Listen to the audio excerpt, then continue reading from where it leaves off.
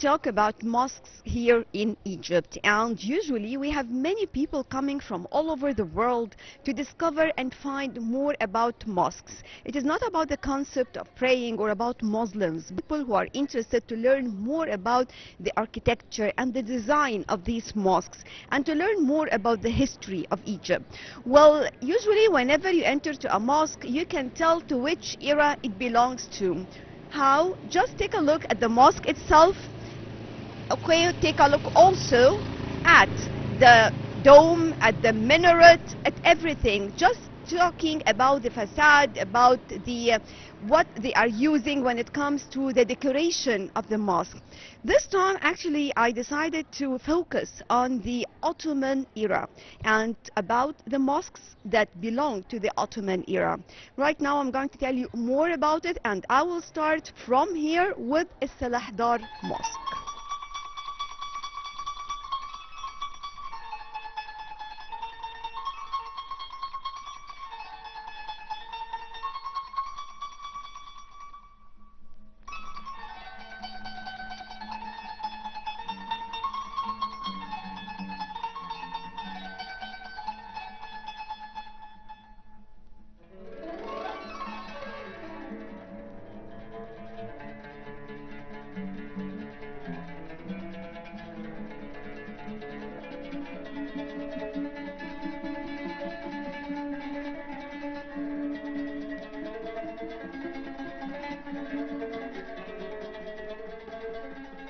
El Mu'izz Street is recognized as one of the oldest streets in Cairo, with the most beautiful ancient architectural wonders in the Islamic world, going back to Al Mu'izz Lidinillah from the Fatimid dynasty.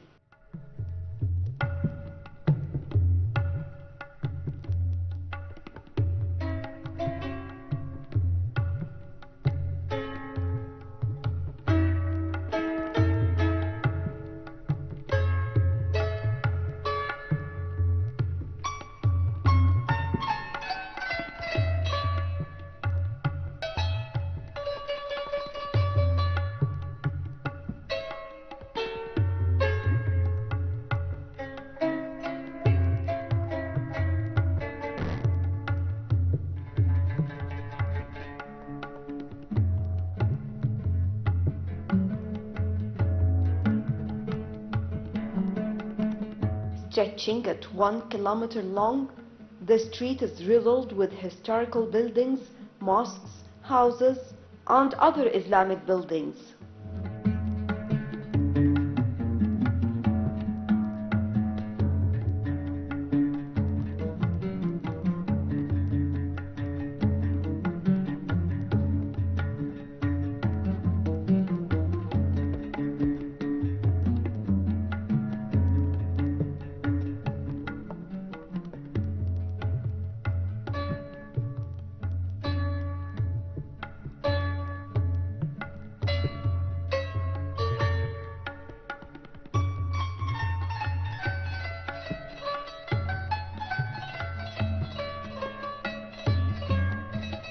And of course, one of the most popular places over there is the 1,000-year-old Al-Hakim Mosque.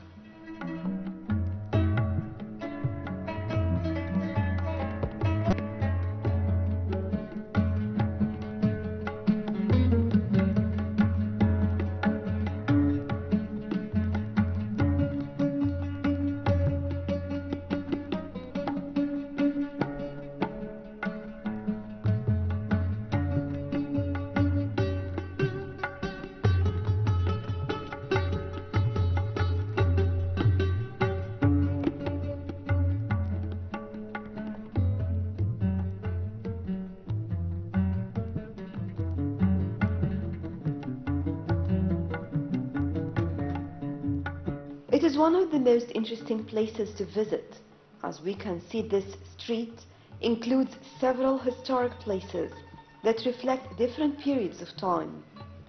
Each building here has its unique design and architecture, reflecting different eras. One described this street as an open-air museum.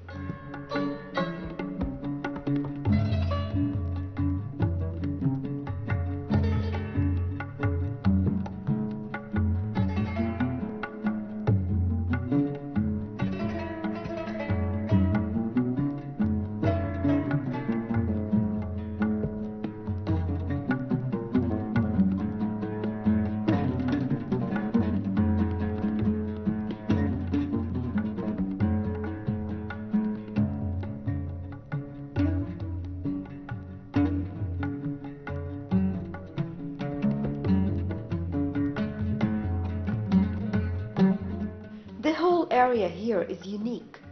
In addition, of course, to the gates surrounding the whole area, especially that these gates were built for a reason and not haphazardly.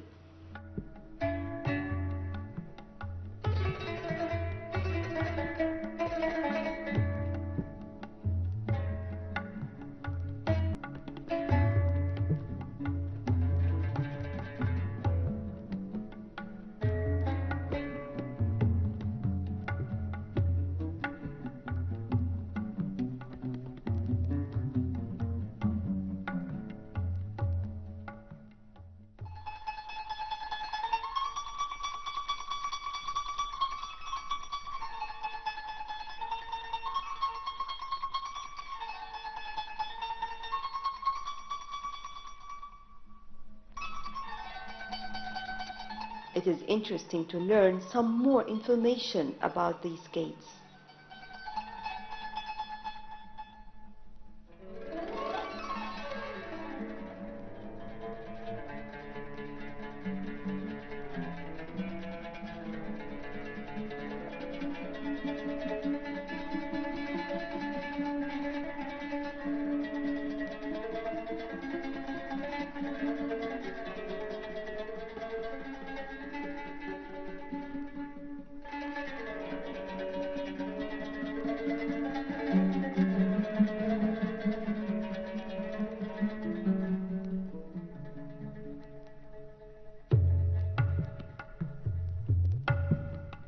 Cairo was called the citadel or fort. It looked like a square, and it was surrounded with the Bahr al-Azam or the Great Sea from the east, the Gulf from the west, from the north gardens extended to Matariyah, and the mount of Jabal el-Guwayshi from the south.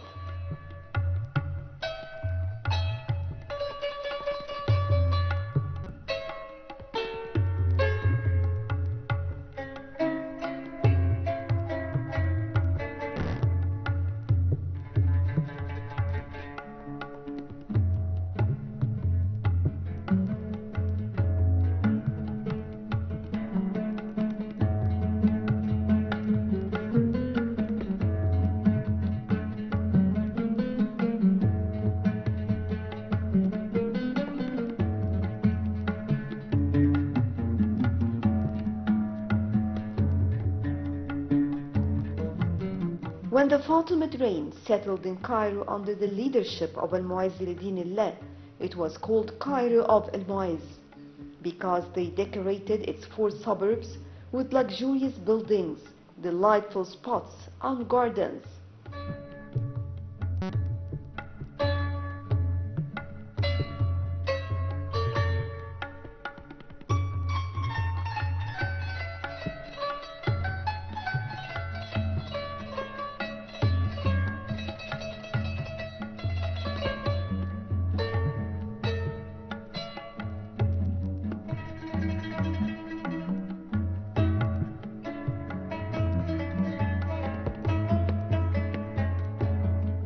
This increased its delightfulness and beauty, and it was the settlement of rulers and princes.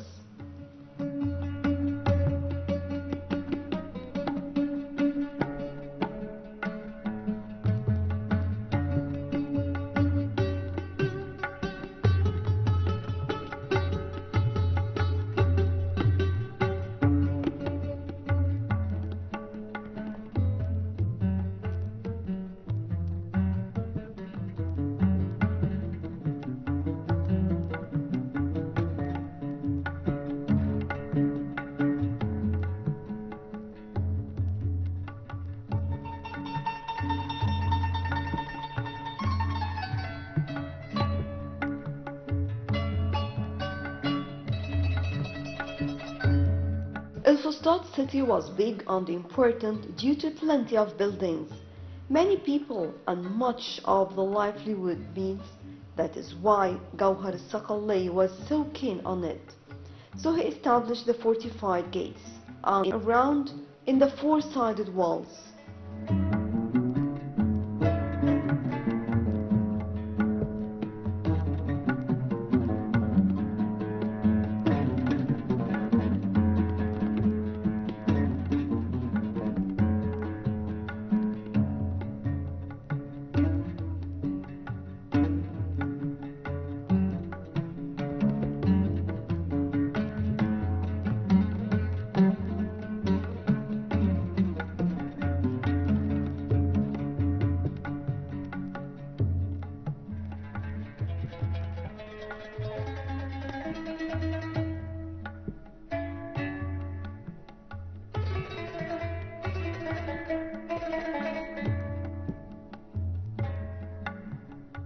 Some Western visitors to Egypt may initially have very little interest in seeing Islamic monuments, but on first sight, those with any interest in architecture will be awestruck by the beauty and design of these Islamic medieval buildings. In order to know from which time period the mosque belongs to, we just look for some of the architectural elements that can tell us simply from which time era the mosque belongs to.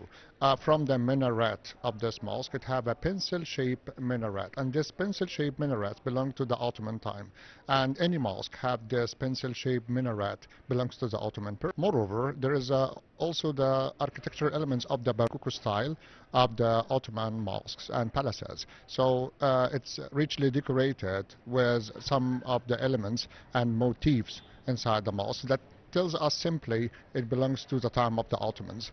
And also the function of the building is very, very interesting, because there is a huge cistern under the mosque that can absorb up to 70 million liters of water during the flood season. And this is how they do the supplies for the houses and the mosques which locates nearby. And also from the upper structure of the building, there is a small basins that can let the people drinking the water during the whole day. So stuff like that. Is it a complex or only a mosque? It's a complex, because any place called Sabil, it should have a little building was built over. It's known as Kuttab, and the Kuttab is a building that's teaching the orphans and the little kids the principles of the Quran and how to read the Quran in a proper way. Well, when we talk about this area, of course, it is one of the historical sites. I mean, moving around here and moving around this area, and we witnessed many developments taking place here and turning it into a place where can tourists come and enjoy their stay here and visit. Do we have any renovations or developments that took place inside this mosque? Yes, there is a renovation that was held out by the Committee of Preserving Arab Monuments that was around 1935. Unfortunately, from the medieval time, we have a huge earthquake that's happened during the 14th century, precisely in 1304, and unfortunately this earthquake led to the collapse of many of the buildings in the street and the Muslim quarter. So from the time of the late 19th and the early 20th century, the government decided to hold a huge renovation and the reconstruction of some of the damaged buildings around the place. The mosque was a part of, because the Committee of Preserving Arab Monuments starting their work earlier in 1930, and the mission accomplished by the year 1945. So this mosque is also renovated by the same committee. Tell us more about that age during which it was built. Well, the Ottomans, a lot of people know that the Ottomans came to Egypt during the 16th century, so from the year 1517 to the year 1805. Some people consider the era of Muhammad Ali as a separate era, but from the architectural point of view, it's belonged to the same time period. So even the monuments that dates back from the time of Muhammad Ali also attributed to the Ottoman architecture. And we can just find a lot of buildings bears the architectural elements of the time of the Ottomans. The Ottomans, because they built their mosques and their huge complexes, have the Baroque or the Rococo style, which was very famously unknown in the European palaces, as the Muslims forbade using the human and the animal figures in their buildings. They replaced that with geometrical and floral designs. So the interlaced floral scrolls known as the arabesque, while the other elements also known as a Baroque style. So the mix of the Baroque style and some of the newly introduced elements in the Ottoman buildings was quite phenomenal. Well, what other Ottoman mosques are there in Cairo? The most famous, of course, is the one of Muhammad Ali inside the citadel, which is known as the Alabaster Mosque. This is nearly one of the most famous Ottoman mosques, although the oldest is not the one of Muhammad Ali. Also, many people don't know that there is a mosque inside that dates back from the year 1537, and this is the oldest and the first Ottoman mosque ever built in Egypt, known as Suleiman al-Khadim, or the Suleiman the servant. This mosque locates inside the citadel. It had the nice styles of domes, similar to the Blue Mosque in Istanbul, although it was built on a smaller scale, richly decorated, have the oldest graves of the Inkishari soldiers of Turkey in Egypt. The Prime Minister of Turkey just came to Egypt recently and he visited, and it was renovated the last few years, and they spent also a big sum of money for the renovation. While the Mosque of Muhammad Ali is considered the most famous because it's built by Muhammad Ali himself, dates back from the year 1830 to 1845, was completed. There is a crypt of Muhammad Ali inside the mosque. It is the only mosque which have two pulpits, so or member. So we have the original member that from the 19th century, while King Farouk, 1937 to 1940, renovated the mosque, gifted the mosque another pulpit. So this is the only mosque in Egypt which remained and have two pulpits inside. Besides the renovation that was held by Farouk himself, he covered the walls with alabaster, from where the mosque just took its name as the Alabaster Mosque. It cost nearly 100,000 Egyptian pound, which was a big sum of money in 1937, considering that the gold pound was nearly 98 piastre. So he paid more than 100,000 gold pound for the restoration of the mosque of his grandfather. So we can say that the first Ottoman mosque to be built in Egypt, that one located for Suleiman al-Khadim in the citadel, right? So now we're talking about these are the most famous three mosques. Yes. Yeah. So I'm talking also again about how to tell it belongs to the Ottomans. Simply, we can just look to the minaret. The minaret tells you simply if it belonged to the Ottomans or not, because the earlier minarets have another style of architecture. So it have a pulp, for example, for the Mamluks, while the Ayyubids preferred the style of the incense burner style, and the earlier minarets have a different style of architecture. So every time period we have a new style of architecture, considering that the function is the same, remains the same in all the mosques, regardless the style of the mosque itself.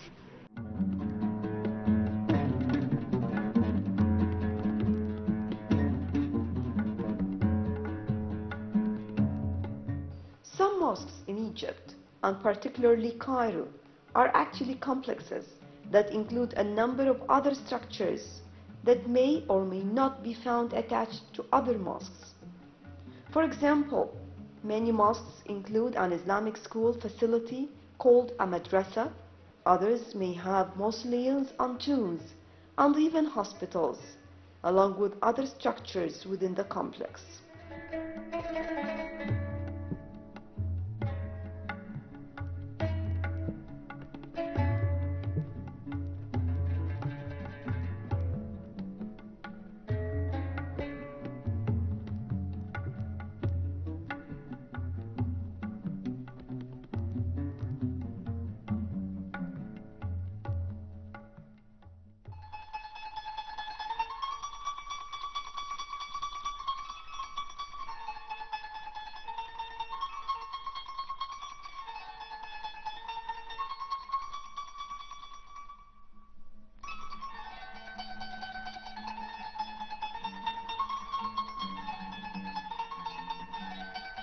And mosques may be located in many different places, and some strange places as well.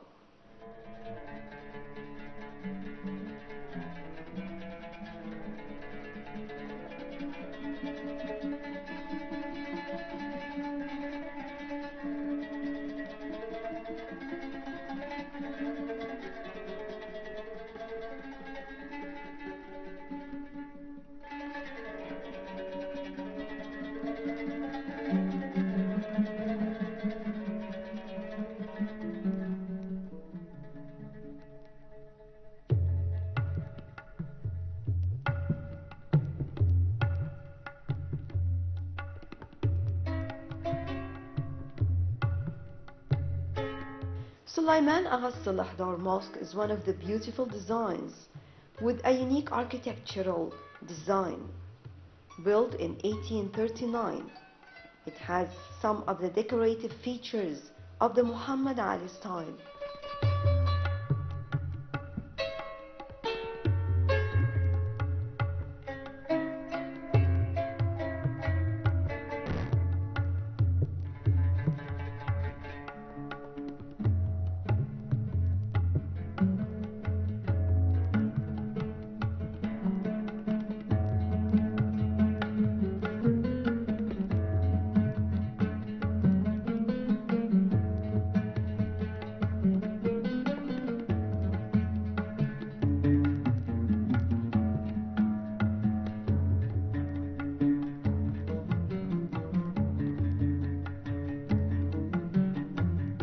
The spatial configuration combines both Ottoman and local features, with a courtyard surrounded by arcades covered by shallow domes, and a sanctuary with 4 marble columns that support a central lantern.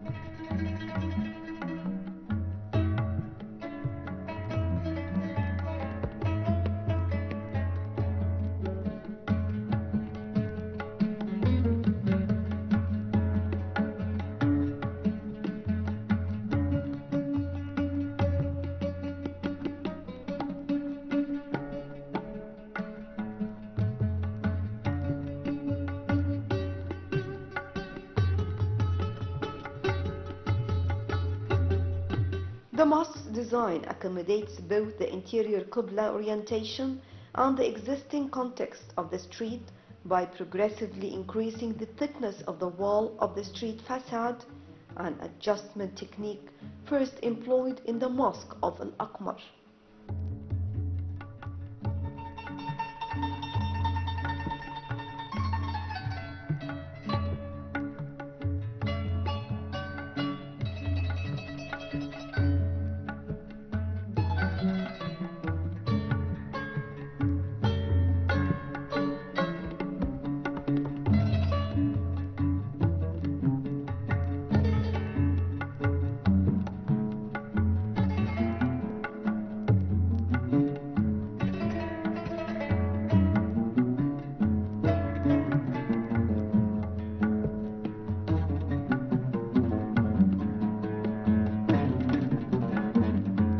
And the Sabil, which is next to the Kutab instead of underneath it, flaunts a facade decorated in an Ottoman Baroque fashion and strongly recalls that of the Sabil Kutab built by Ismail Pasha, facing the Madrasa or the school of Al-Nasir Muhammad at Bain al-Qasrain.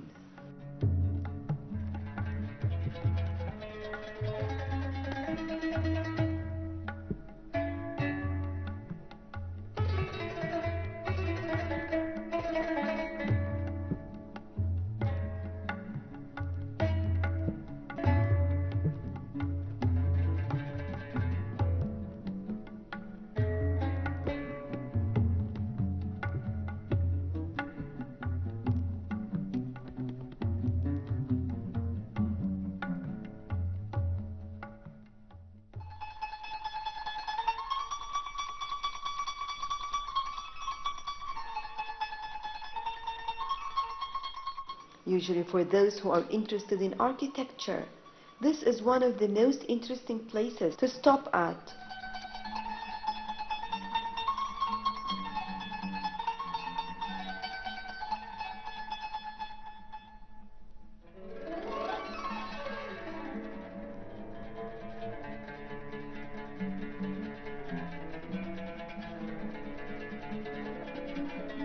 With this, we come to the end of our backpack for today. Thank you all for joining us. Next time we'll be back and more about Egypt.